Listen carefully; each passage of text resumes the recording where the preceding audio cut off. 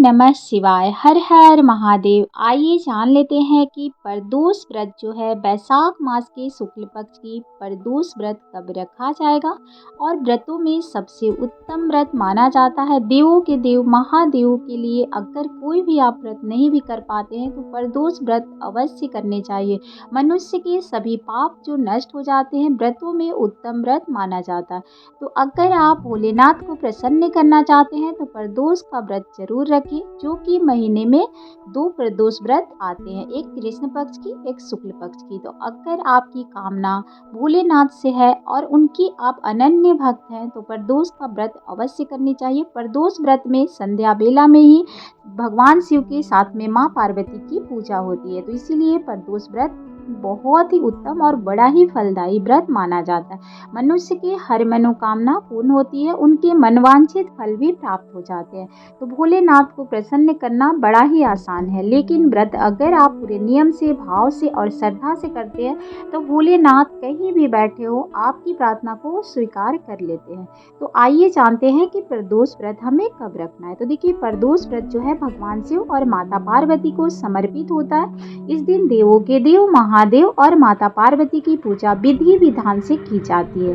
मानव यही चाहता है कि इस व्रत के प्रभाव से मनुष्य के हर इच्छा, हर मनवांछित जो उनके अंदर होते हैं फल, वो पूर्ण रूप से प्राप्त हो जाते हैं। लेकिन व्रत जो होते हैं पूरे नियम से ही करने चाहिए। तो महीने के कृष्ण पक्ष और शुक्ल पक्ष की जो एक एक प्रदोष व्रत रखा जाता है वो पूर्ण रूप से मनुष्य के सभी पापों को मुक्त करने के लिए ही यह व्रत माना जाता है। तो मनुष्य जो भी श्रद्धा से और भक्ति भाव से महादेव को प्रसन्न करना चाहते हैं तो प्रदोष व्रत महीने में 2 प्रदोष व्रत आती है, जरूर रखें।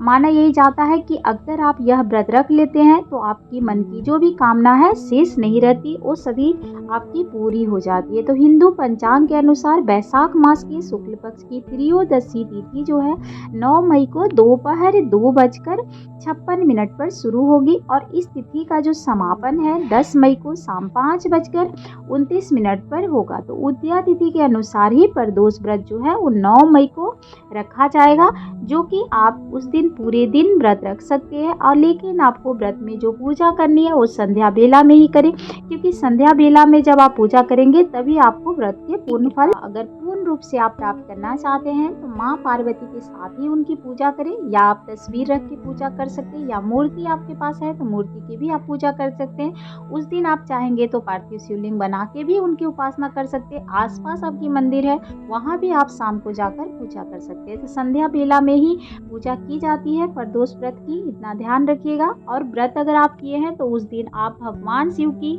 पूर्ण रूप से उपासना करें, उनके चालीसा के पाठ करें, उनके मंत्रों के भी आप जाप कर सकते हैं, पूरी साधना से उनकी उपासना करें।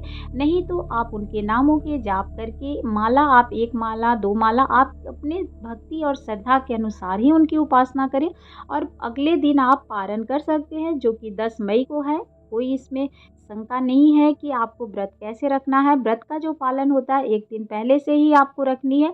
और इस बार शुक्रवार को पड़ रही है प्रदोष व्रत, तो इस व्रत में आपको बहुत ही उत्तम है, आप व्रत बहुत ही श्रद्धा और भाव से करें, जिससे कि भगवान शिव को आप प्रसन्न कर सकते हैं। तो शुक्र प्रदोष व्रत के नाम से भी जाना जाता है। अगर शुक्रवार को पड़ जाती है, शिव को प्रसन्न करने के लिए आपको बहुत ज़्यादा मेहनत नहीं करनी पड़ती, वो बहुत जल्दी प्रसन्न हो जाते हैं। लेकिन आप संध्या बेला में पूजा करें तो आप समय का पूर्ण रूप से ध्यान रखें, क्योंकि संध्या बेला में ही आप पूजा कर ले, बहुत अधिक रात्रि ना करें।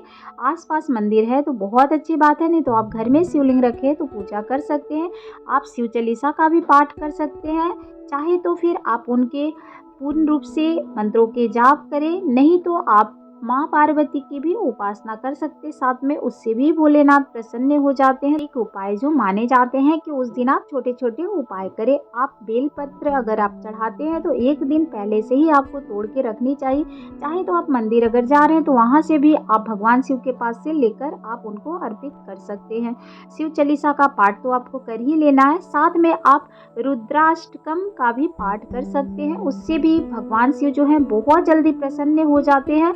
चाहे तो शिव तांडव का भी आप पाठ कर सकते हैं, उससे भी शिव जी बहुत जल्दी प्रसन्न होते हैं, सुख समृद्धि आती है, उनके आशीर्वाद आपको बहुत जल्दी प्राप्त होते हैं।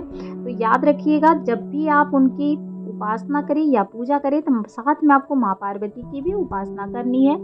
विधिवत आप उनकी उपासना करें। आप संध्या बेला में ही पूजा कर लें। अगर जानकारी थोड़ी सी भी पसंद आती हो तो आप वीडियो को लाइक ज़रूर कीजिएगा, जिससे कि हमें बहुत अधिक प्रेरणा मिलती है और कोई भी वीडियो अगर अपलोड होती है तो आपको बहुत जल्दी प्राप्त हो जाती है। तो आप सब्सक्राइब ज़रूर कीजिएगा। कमेंट बॉक्स में आप हर हर महादेव ज़रूर लिखें। वीडियो अगर पसंद आती है, अगर आपको जानकारी अच्छी लगती है तो आप कमेंट बॉक्स में जय माता दी या हर हर महादेव ज़रूर लिखें। आप सभी के जीवन में ढेर सारी खुशियाँ बरकरार रहे।